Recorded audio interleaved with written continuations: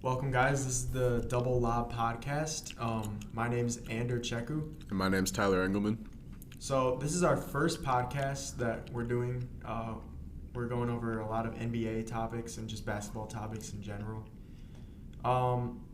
We hope to make many more in the future as well, and we're just going to get right into it. Right. We have a lot of topics to go over today. The first topic is, who is the best player in basketball right now?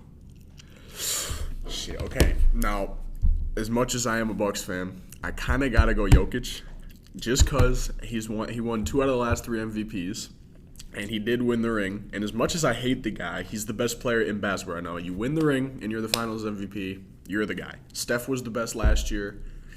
Jokic is it this year. So, how do you feel about him not winning the MVP, though? How do you feel about the way Joel Embiid played in the playoffs? I don't even think, to be honest, I don't think Jokic should have won MVP either. I don't think Jokic or Embiid should have won it. You think it should have been Giannis? I do, but that's only because if you look at the overall all around MVP caliber stats, Embiid led scoring, but Giannis also beat him in assists and rebounds. You look at Jokic, he might have won assists, but he didn't win in rebounds and points and against the guys. And record-wise, Giannis was way better. And it's a regular season award. Mm-hmm. So regular season-wise, Giannis was the MVP based off of. And I know a lot of people like to factor in the team's record when they're talking about MVP. And so personally, I don't think you should. But if your team is the number 1 seed in the league, and not even in the conference, in the league, and you're putting up those numbers, exactly, and, it should have been Giannis. I agree with that. 30, he put up 30, 11, and 6. That's crazy. That's insane. He had Jokic in points by a lot. Mm-hmm. He almost had Jokic in Did he have Jokic in rebounds? I think they're about identical. They're identical rebounds, and the only thing he didn't do was assists. Defensively, Giannis was better. Giannis is first team all defense. Right. Jokic proved to be a good defensive player. Right, but not Giannis level. Exactly. And honestly, when they gave that the award to Joel Embiid, and then when I saw him playing in the playoffs against the Brooklyn Nets, and a lot of people like to say he was injured. So was Giannis. Yeah, that is true. That is true. Giannis did good his first game back against the Heat. Embiid is, you're against the Brooklyn Nets.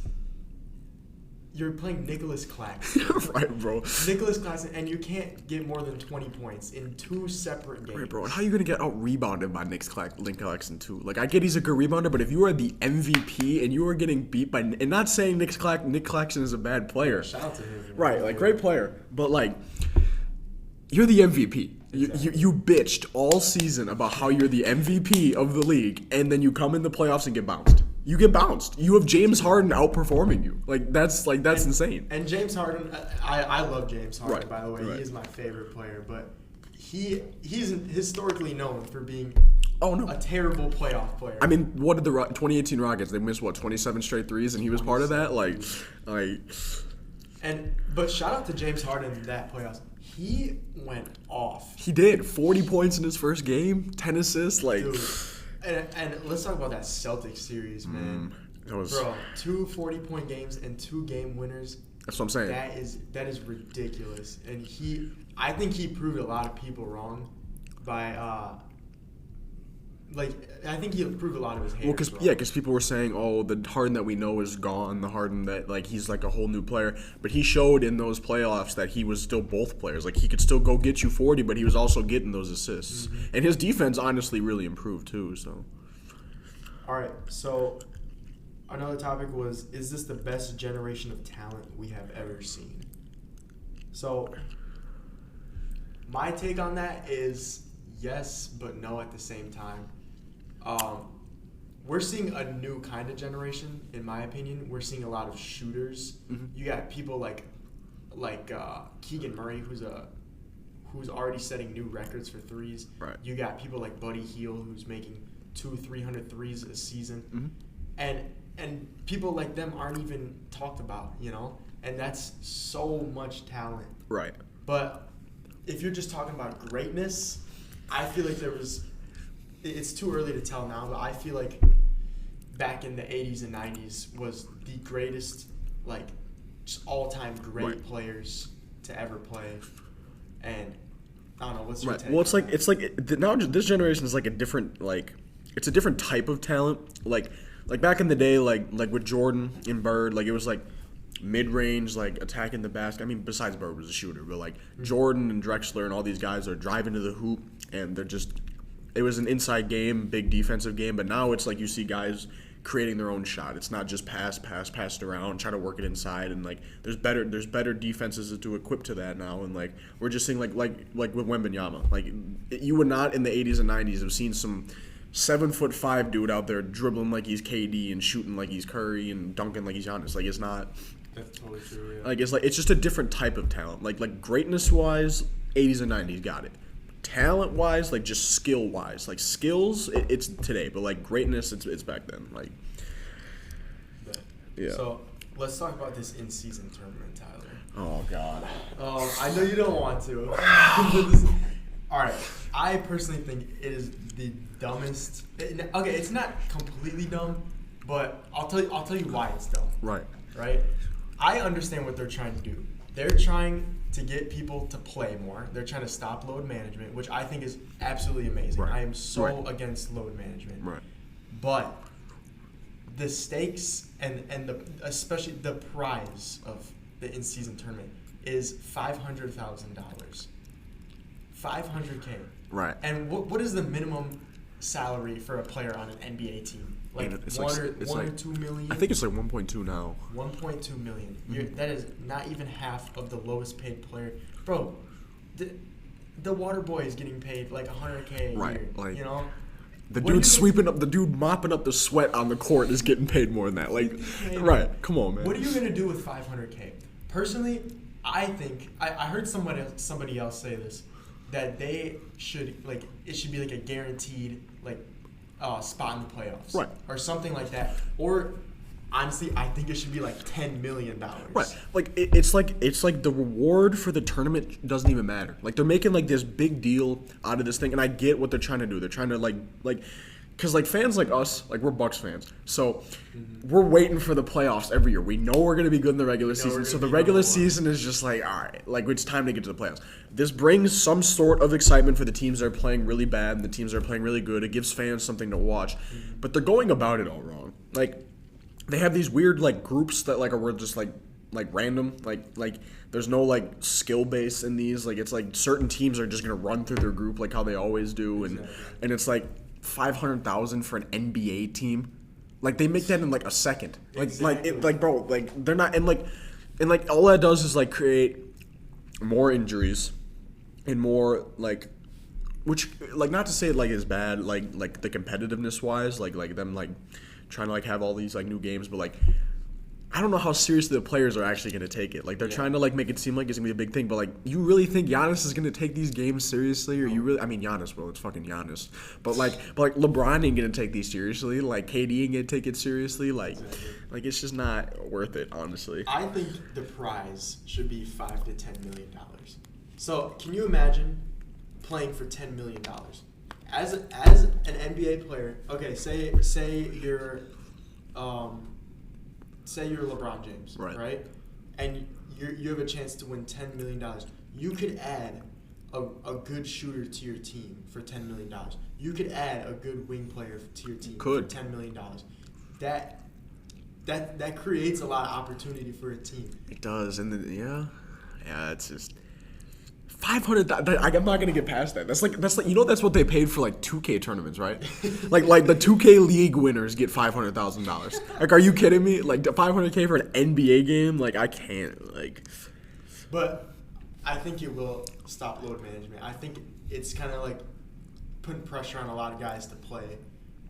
Because regardless of how dumb it is, or how dumb we think it is, it's going to be talked about. It's going to be the highlight of the first half of the season. Oh, yeah. It's going to be big. They're going to push it, and people are going to watch it. And I think that's going to be big for teams like the Clippers because of the load management, like how you brought up, like and how like Paul George and Kawhi barely play together. Like, whether it's injuries or just them not playing at all. Like one of them is always out. Like, I don't think I've seen them on the same court in a long time since like even these playoffs. Like it's like this I don't know. Just low management pisses me off. Like, especially with Kawhi, because it's like, bro, we know how great you are, and like you have the potential to be like this. Like 2019, like he has this potential to be this like one of the greatest players, and he just sits there on the bench, like no MVP. Like, he's got Finals MVPs, but he's got nothing regular season wise that's gonna, because of low management. And Kawhi, yeah, you're right. Kawhi made a really big name for himself in 2019 after winning that championship.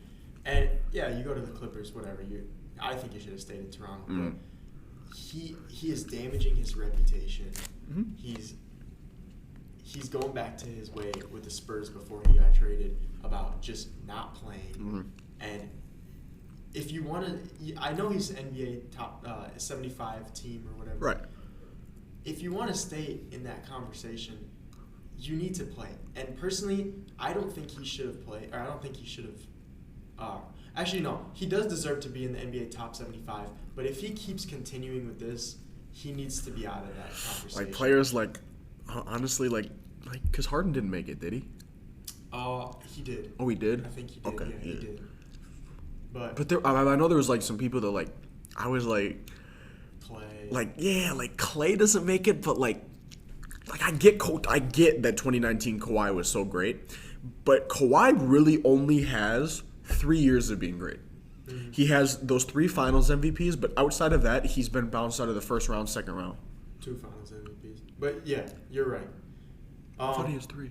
2 with the Spurs, 1 with the Raptors. No, 1 with the Spurs. Am I tripping? I might be tripping. You're out good, man. Another very interesting topic that I think could branch out into other topics. Uh-huh. Do Warriors have any chance to win another chip? Okay. Anytime soon? Okay, so Curry's like what? Like 34, 35 now? Yep, 34, 35. I can't remember. Clay's getting up there too. Clay's like 35. And who they just signed? CP3. And that's an old team. Old team. But although they are old, they're still good. They're great. They are great. But like, my only thing is we got to see how Curry and Chris Paul can coexist. Okay. Like, I think it worked good because Chris Paul's a playmaker, but like, yeah. But like Chris Paul, it's not like, I don't know how Chris Paul's gonna fit in this type of offense, this fast-paced, move around like Steph and Clay running everywhere type of offense, which you would think would be good because he's such a good passer, but like, he's getting up there in age, and like, I don't know. You know Curry's fast, running around the court. Oh yeah. You know Clay's fast. I saw a video of some Jordan Poole and Warriors highlights. Yeah. And one of the comments said, if Chris Paul tried to move like that, he would break his fucking leg. and I think, God, though. But I think that says a lot because, okay, I understand. You're right. I understand why they signed him. He's a great facilitator. He fits right in with that kind of like Draymond Green role, right? Minus the defense. Yeah. But they need to understand that Chris Paul averaged 11 and 7 last year. Right. He was totally ass in the playoffs. He's getting up there in age. He cannot keep up with the pace. Someone like Jordan Poole, where you know, they say he's not a great facilitator. Give him time. Right. Give him time. He's only played 2 good years with the Warriors. Give him time to get into that rotation, get that chemistry going. Before you know it, he'll be averaging 6-7 assists, I guarantee you. But they decided to let him go, and he was such a young and amazing That's player. what I'm saying. He was so good for them for like those 2 years that he was there, and like I get that he didn't like this year he didn't really perform up to what his contract was, but also remember he's like what, like 23, yeah, 23 like he's so young, and he was putting up 20 points per game as a 23-year-old on that good of a team. Like, he's playing as like the 3rd, 4th option on that team, putting up 20 a game. And not just 20 in the regular season, 20 in the playoffs. In the finals. He was hitting half courts in the finals. He was doing all this shit for you, and he was one of the main reasons they won that ring. Yep. And they just let him go. Klay Thompson said himself on Paul George's podcast that without him they wouldn't have won that ring, and that's 100% true. Right. Like, and I just don't think that Chris Paul is gonna bring more value than Jordan Poole. Chris Paul's already got a hefty contract, and Jordan Poole's. I don't think his contract's bigger than that. And even if it is, he's worth it. Right. Sorry, there was some maintenance issues. So where we left off was, yes, I 100% agree that they shouldn't have signed Chris Paul, and they should have kept Jordan Poole. But like we were saying earlier, that can the Warriors win another championship? In my opinion, after losing to the Lakers like that, and on top of that, losing Jordan Poole, regardless of Clay and Jordan Poole playing bad against the Lakers, I just don't see them winning another chip after this. You know who else they gave up on too early? Who? James Wiseman. Oh, yeah, I knew. Dude, if they had Wiseman, bro, like... That would have completed their team, man. And he's an underrated stretch big. He's a lefty. He can knock down a jump shot, too. Right. And that's not to say like Kevon Looney's bad, because he's been good. Like he's been getting like he got a lot of rebounds. Like he was doing a lot of putbacks. Like, but a lot of rebounds. But like after Wiseman left Golden State, like the games that he was playing with the Pistons, like he was hooping. Like I don't know. Like if the Warriors just had that guy putting up 15 and 8, like as that guy, like. I don't know. Like, they gave up, man. Big man is what they've always struggled with, you know. Right. Like they always have little centers. Like Draymond's like what, like 6'7", and like Kevon Looney's like 6'10". Like in today's NBA, like most centers are like 7 feet now. So, you know. So let's talk about the Phoenix Suns. All right. How do you feel about them? Where do you think they're gonna?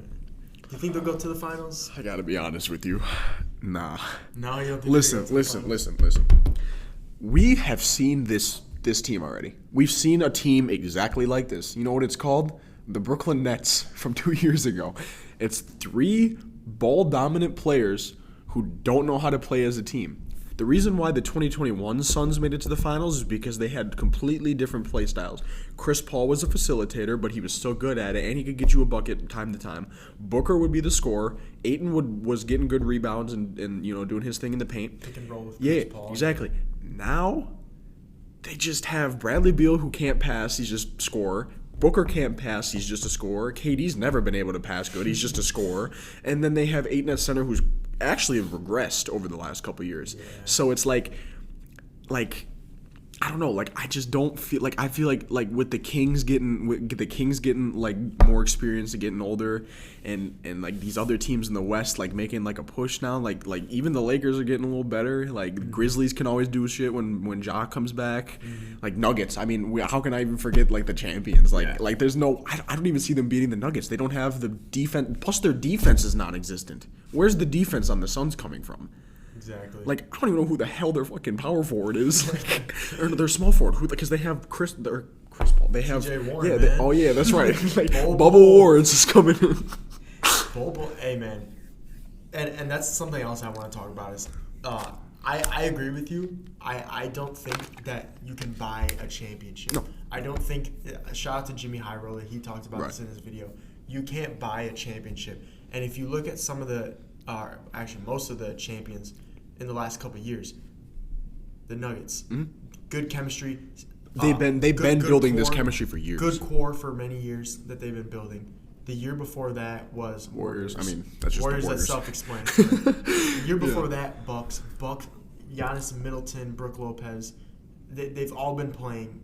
Right. For Middleton, a Giannis while. been here since their rookie year. Like exactly, man. And you know, and who won before that? Lakers. The Lakers. Yeah.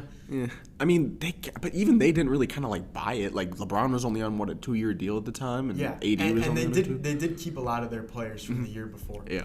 But regardless, you can't buy a championship, and you're right. It's like the Brooklyn Nets. Right. That it was a complete failure. No one to facilitate the ball, and I mean nobody to facilitate the ball. Every good team has a player that can facilitate the ball, and they don't have that. But one thing I do want to add that actually does make them scary is their bench, because their bench is underrated. Somehow, like they trade all these guys and their bench is still somehow. They have T.J. Warren, who's going to get you 10 a night. Right. They have Eric Gordon, who's going to get you 10, 15. He's going to get you them corner threes. Is what he's going to get you. Exactly. They got Yuto Watanabe, who just came. He had that good chemistry with Kevin Durant on the Nets, and he's going to get you about 8 to 10 a game. Right. They have Campaign left. That's right. Right. Did I say Bol? Yeah, you did say Bol. Yeah. They just gotta let him cook though. Like they can't do what other teams have been doing with just sitting him on the bench because I honestly think they might need Bol. Oh yeah. Like legitimately, like they don't have another big man other than Ayton and Bol. You're right. Yeah, he's got to be and as much as like Bol isn't a big man on offense, right. That's not really their play style on offense. It's feeding the paint. It's just kind of like ISOs. But on defense, that's going to be a huge presence because he's long. He can block shots. He'd be good off the bench for. That's what I'm saying. Yeah, especially off the bench. Yeah, like for sure. Like if Ayton's struggling and you throw him Bol, like he's gonna still be good for you defensively. It's not. He's like it sounds weird to say this, but I don't think the drop off from Ayton to Bol is such a crazy difference that it's like, oh my god, like all these teams like that have bench guys that are like good. Like there's never a crazy drop off between the teams, so I don't think Bol's that far from Ayton, to be honest. So, how do you feel about the Harden situation in Philly? Because I feel like there's a lot of buzz around that, or there's a lot of buzz about that right now, and I mean we haven't heard much of anything in a while. Yeah. So if you guys didn't know, recently James Harden actually just got, I think it was today, he just got fined $100,000 for what he said about Daryl Morey, and. You know, it's $100,000. It's not much. That's nothing. Harden, that's nothing. It's like a penny to him. It's like a parking ticket for Harden. Right. but right. I think that needed to be said because there was a lot of people just saying, "Oh, he wants to run from the grind. Right. He just wants a championship. He just wants to request a trade because he thinks he's that guy." But I think that was amazing that he said that about Daryl Morey because not a lot of people know that that's why he's trying to get out of Philly. Did you even see that? Did you see that Embiid took Philly, like all Philly posts off of his Instagram and took Philly out of his bio? Really? Did you not hear about this? No. Embiid took all of his Philly shit off of his social medias. Wow. And like people are like skeptical about like if he's gonna even like be there. Like if Harden goes, like, see, where the fuck would Harden even go though? Like Clippers so Clippers. Oh man, that'd be kind of nasty if he was on the Clippers. Oh man. Like him. Oh man. Dude, him, Kawhi, and PG. If they're able to keep that. That's what I'm saying. How would they be able to get Harden without one of them two? So I think who's played less, Kawhi or PG? I think it was. I'm gonna be honest. I think it's Kawhi. I feel like you gotta trade PG though. Because I feel like PG and Harden are a little too similar compared to Kawhi and Harden. Like having a guy like Kawhi with Harden could work way better than having a guy with PG with Harden. Because Harden and PG are both ball dominant, like have the ball isolation kind of guys. Kawhi has never been an isolation type of guy on offense, to be honest. Like he's gonna get you. He's gonna set you a pick. He's gonna pop out for a three. He's gonna get a mid range going. But he's never been like an isolation player. He's like He honestly reminds me of DeMar DeRozan on defense or on offense, to be honest. Just mid-range drive, like. So I think you got to keep Kawhi though. Yeah, but I think what Daryl Morey did. So if you guys don't understand, or if you haven't heard about what happened in Philly, was that basically, I'm pretty sure Harden, the year before this, he agreed to take a pay cut so that they could pay more players on the team and get a stronger team, but in exchange for a better contract when that contract was up. Yeah. And basically now it's time for him to get another contract, and they don't want to pay him as much as they agreed on. And so that's why, and it sucks because when Daryl Morey was with Harden on Houston, they had such a good relationship. And to see this happen and just to see all this drama with the Sixers in general, right? It's not good if you're a Sixers fan. It's not good to see. And I honestly, it's very obvious that they're not going to win a championship anytime soon. It's good if you're a Bucks fan, though. Yeah, it is. I don't know. Like I used to hate Harden when he was in Houston, but I don't know. I just lately just appreciated how good he was, because I remember that beef with him and Giannis for all those years. There's always some there. But yeah, no, you're right. I'm biased because he's my favorite player, but I think honestly that he's developed, or he's like kind of shifted his game and just kind of adapted to new teams, with especially like now that he's got a good pick and roll player with Embiid, he's getting more assists. He's a very valuable piece to the team. Well, that's why I've started to like him more recently, is because when he was in Houston, I felt like he was just like, he just wasn't like a team guy. Like he was just, I'm gonna get me, I'm gonna do me, and y'all can do whatever. But now when he got to Philly, and like they completely shifted what he was doing, like they like made him a passer, they made him point guard. Like I liked that honestly, because he was still putting up like 20, 25 a game like with that, and I thought he was like, honestly, I thought he was underrated for a while, because. But my thing is like, how are you going to tell him that you're going to pay him more, but then after he gives you like what 4 40-point performances in the playoffs, 3 or 4, like you're not going to, then you don't pay him? Like after he plays better than the guy you're paying more? Exactly. Like I don't know how you feel about that. Like Harden, I would love to see him get back on the Rockets. And I know that's a lot of talk. I would too. There's a lot of talk around that. And just think about it. A lot of young guys on the Rockets. He knows the organization. He knows their play style. Yeah. And I think he would really bring a lot of game out of Sengun. Yeah. With pick and roll and facilitating. You know, they both complement each other. And I really just think he would bring up other players like Jalen Green. I think Jalen Green and his play styles are both so like different that they would work so well together. Like I would love to see him in Houston with all them, like Jabari Smith at the small forward. Like I could just see all this. Like I'd be excited. I can. Who's the lefty dunker? Is it KJ Martin? Yeah, it's KJ Martin. Man, I can. Or is it Kenyon or KJ?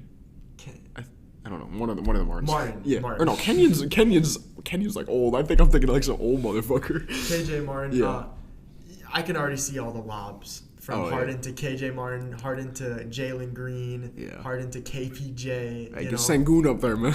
Yeah, get Sengun some lobs too, man. But who did the Rockets draft this year? Oh, they drafted fucking Amen Thompson. Was it Amen? Or? Yeah, it was. I'm pretty sure. Yeah, was it fucking one of the Thompson twins? Yeah, but I mean both are cold anyway. Yeah. Like you get one of the Thompson twins, you're winning. Like, but like I think my only problem with Houston is they have too many guards. Like, too many good guards. You know what I mean? Yeah. But, like, because they have Amen Thompson. If they were to get Harden. But, like, even, like, without Harden, they still have, like, Amen Thompson, Jalen Green, Jabari Smith. Like, they have all these guys. Yeah, like, they have all these guys that, like, it's like you got, like, 4 or 5 good, like, young guards. Like, what the hell do you do with that? Like, I think I'm sniffing out a little, what's his name? Jalen Green breakout year. I think he can be an all-star this year. Feeling it. I see him in all these runs during the offseason. I think he's really putting in a lot of work. Jabari Smith Jr. as well. And shout out to him for playing in the summer league. Yeah. Because he was hooping. He was hooping. He was hooping. Yeah. Yeah, he was going crazy. But I think there's going to be a lot of breakout years, and they're clearly not going to be the worst team in the league. You know? Speaking of breakout years. You know who's the steal of this year's draft? Who's going to have a breakout rookie season? Tell me, Tyler. Imani Bates of the Cleveland Cavaliers. Yes, sir. Listen, like, I honestly was surprised. Like, not surprised, but, like, he was a first-round talent. Like, he's been a first-round, like, early first-round talent for years. So the fact that he fell that far and went to a good team like that, his development is going to be crazy. Like, we've already seen him in Summer League hooping. And, like, you can say, like, yeah, it's just Summer League. But from a guy who's a second-round pick and he's doing those kind of numbers, like, and he's already on that good of a team with Donovan Mitchell, who's going to, you know, like, develop him, like, with that organization, who's a known organization for developing young players. Yep. Like, he's gonna be cool. Like, he's going to be good. And what not a lot of people realize, I think, is that the Cavs' best players are big men and guards. So where does that leave room for? A forward. And what position does he play? Forward. A nice 6'7" forward. You know what I'm saying? Like, yeah. And you know, you could say Karis LeVert is a forward, or I don't know if he's classified as a forward, but, like, you know, I think there's a good chance. Yeah, that Imani Bates can grow to play better player than that's Karis LeVert though. I mean, don't get me wrong. Karis LeVert is a bucket. We've seen that man drop 40, 50 points. Right. But I think Imani Bates is he's definitely you're right. He's definitely the steal of the draft. Right. And there were a lot of other steals in the draft that actually I want to talk about. Right. So one of the players, or actually. Yeah, speaking of players, the Thompson twins, Sir Thompson is another player I'd like to see go off and have a great rookie season. But honestly, let's just talk about the Detroit Pistons' potential. Man, I mean... Tyler, name off some of their players, man, because I know you know that they got potential. Listen, I mean, you got Cade Cunningham, Jaden Ivey, James Wiseman, Jalen Duren, Sir Thompson, Killian Hayes, and Isaiah Stewart. And those are just the rookies. Or not the rookies, but like the guys that have been in the league for only like 2-3 years. These guys are like all like under 24. So they all have a ton of potential. Then you go to the vets. Even the veterans are good. You have Bojan Bogdanovic, Marvin Bagley, Joe Harris, Alec Burks, and Monte Morris. And Bogdanovic is going to get you 20. Oh, you know he's going to. And honestly, okay, he's going to get you 18 to 20. Cade Cunningham is going to get you 20 to 25 points. I feel like Cade Cunningham's been in the lab, man. Bro, I've seen a lot of I have too. But like even like Jaden Ivey at the end of last year, like he completely improved his like shooting percentages from the beginning of the year. Like even he was playing good. So and Cade didn't even play last year. Yeah. Exactly. So the fact that Cade didn't play last year and they didn't even do that bad, did they? I mean, they got like the 6th worst record or whatever, but like compared to what they've been, like even without Cade and like only getting Wiseman at the end of the year, and what are they were just running Ivy like the whole year, and Duren didn't even get going until the end of the year. So like, and I feel like Jaden Ivey getting a lot of playing time really helped him develop. And if you saw, I think it was like the last like 5 or something. I think it was the last 5 games of the season.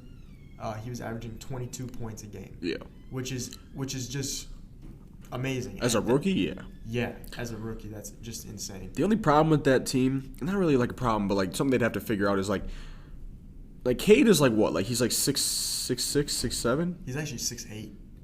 Yeah, he's like he's 6'8". 6'8" point guard. He's a point guard. So and Sir Thompson is a shooting guard.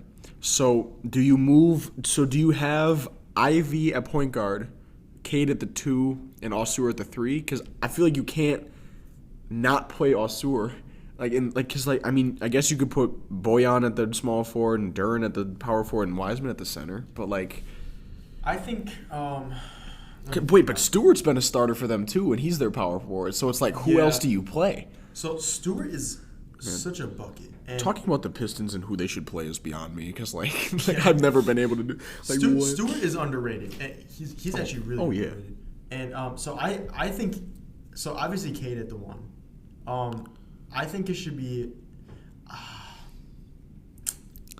I think. Okay, so Osur Thompson. How tall is Osur Thompson? I think he's like 6'5". No, he's 6'6". He's 6'6". He could play forward. He could play forward, and so I think they should move him down to the 3. I think they should put Jaden Ivey at the 2. And then for honestly, I agree with that because Cunningham's a better facilitator than Ivy is. Ivy's just a bucket getter. So yeah, I think at the 4 they should put Bogdanovic and run one of those guys at the 5. You could sub out. Do you run Wiseman, Duren, or Stewart? Or Bagley too. Right. Bagley's a forward actually. Yeah. That's a tough. I feel like you play Wiseman just because he's like still slightly older than the rest. So I feel like Duren and Stewart and Killian Hayes, like they all come off the bench. So it's like, they'll have a great rotation. I legitimately think that the Pistons are a good like 42 to 45 win team this year. It's not great, but for them, like, I mean, because what was their record last year? Was it like? I would have to disagree with you on that. I think they'd be a 40 to 45 team in the next 2 or 3 years. Not next season though. Next season, I think they'll be like a 30 to 35 team. I think they'll be like a 30-35 team. Yeah, you're right. They went 17 and 65 last year.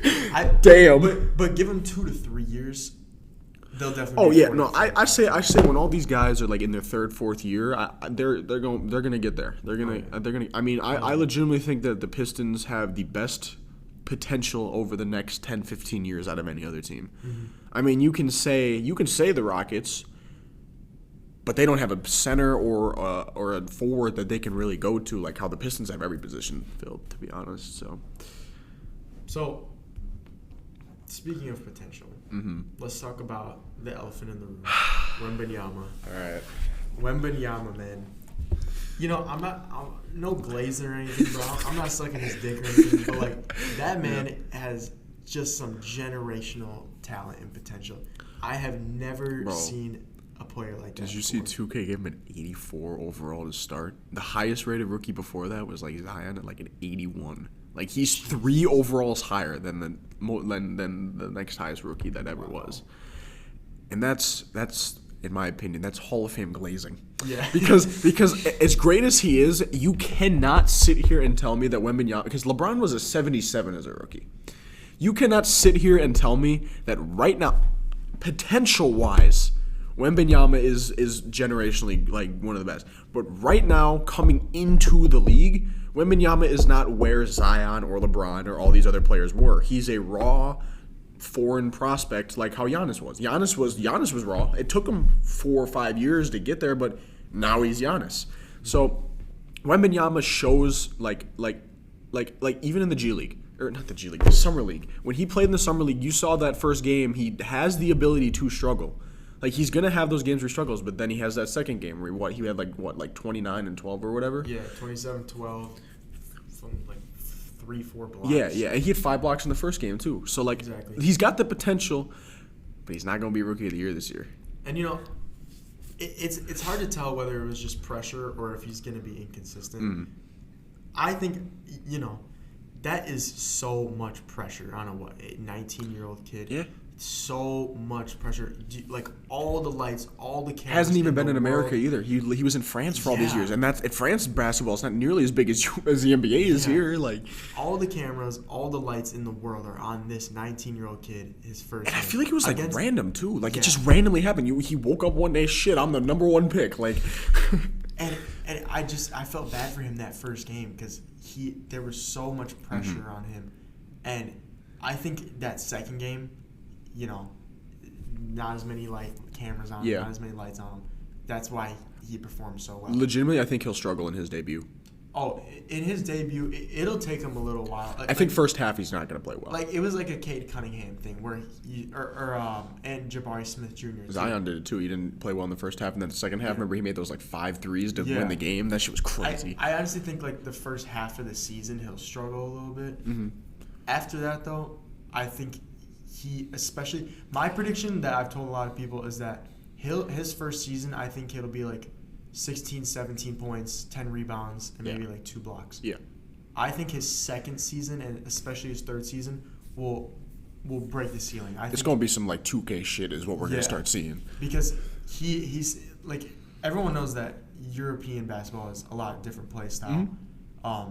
But, historically you've seen European players come over and play amazing. Even European players have been saying that, the World Cup and, playing against, their own, like Giannis when he played in Greece, he said Greece basketball is harder than the NBA is. Luka has said that European League was harder. Luka's been playing against the NBA players since he was 16. Exactly. If these foreign players are legit, I'm going to be, the majority of the best players in the NBA are foreign. Mm-hmm. Embiid's from Nigeria. Jokic is from Serbia. Giannis is from Greece. Luka's from Slovenia. Like all the best players are, and then there's Curry, white man. But I think and Wembanyama's been playing for the France national team since he was 16 or something. He's been exposed to that professional level. People like LaMelo Ball as well. He played Scoot in the G League Ignite. Yeah. I think, people like to forget about what he did against the G League. Oh my God, he was cooking. He completely fucked them. Dude, he was blocking Scoot's jumpers. He was he had 7 threes in his first game. And one-legged, too. This man hit a crossover step back one-leg 3 at 7'5". And nobody really knows even how tall he really is. Yeah. That's just insane because you can't block his jump shot. You can't. Because he's got such a high release point too, and he's 7'5". And yeah, on top of that, he's a good shooter too. And I just think, it's like what you see with Chet. Chet put on 15 pounds since last season. Chet's looking amazing, and I think that'll sell a lot of tickets. Spurs versus Thunder, man, that'd be a great matchup to see. Last time we saw them play was the Olympic team. But it's like my only thing is like we see guys when they come into the league like Giannis, he put on 45, 50 pounds of muscle. Chet put on 15. Like even Curry put on muscle recently. Yeah. Do you think putting on muscle for Wembanyama hurts his game more than it helps it? Because I don't know, he's already a good defender in the paint. People are saying he's gonna get bullied in the paint, that's gonna be the problem with him. But even if he gets bullied, he's so lanky and athletic, he can still recover and get the block. So it's I don't know, I don't disagree that he needs to put on muscle. He definitely needs to put on some sort of muscle, NBA muscle. But I don't feel, but people are making it seem like he needs 30, 40 pounds of muscle to be good. When that's not, that would completely ruin his game. He's got a more fluid Kevin Durant kind of play style.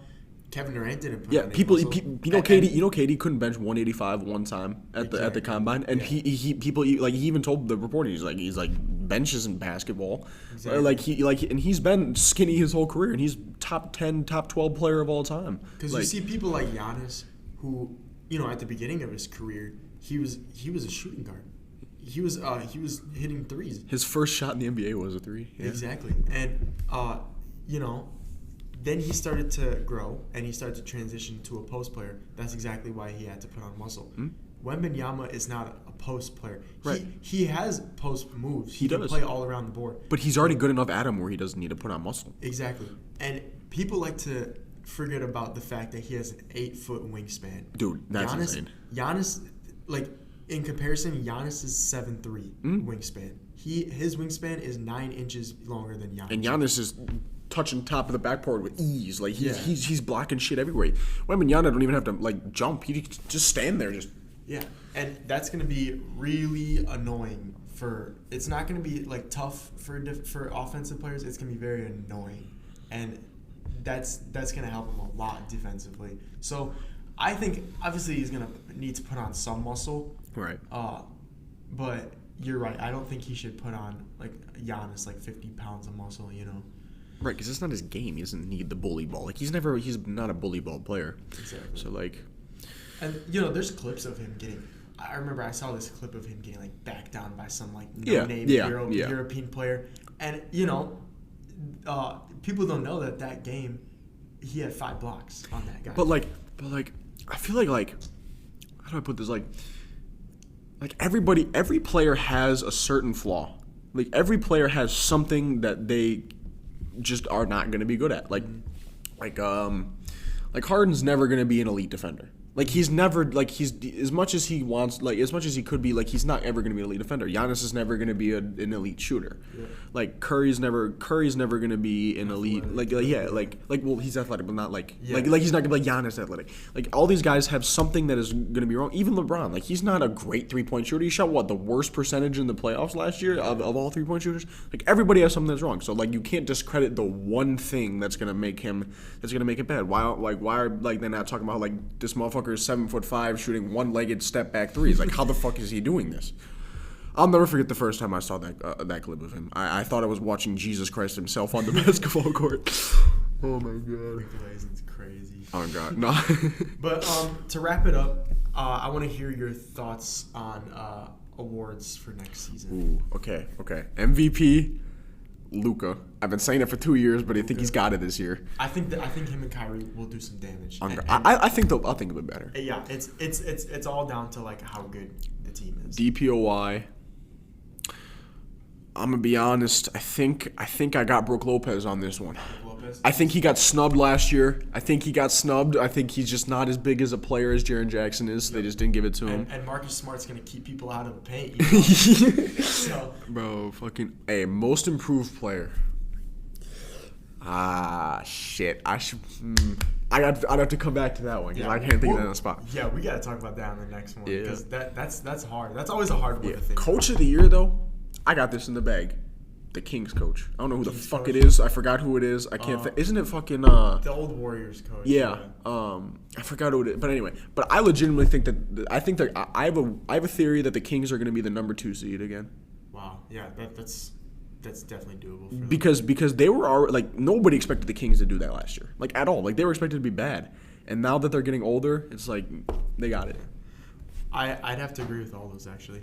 So thank you guys for listening. We'll upload another one soon, and Catch you. appreciate you guys. Catch you at the next podcast.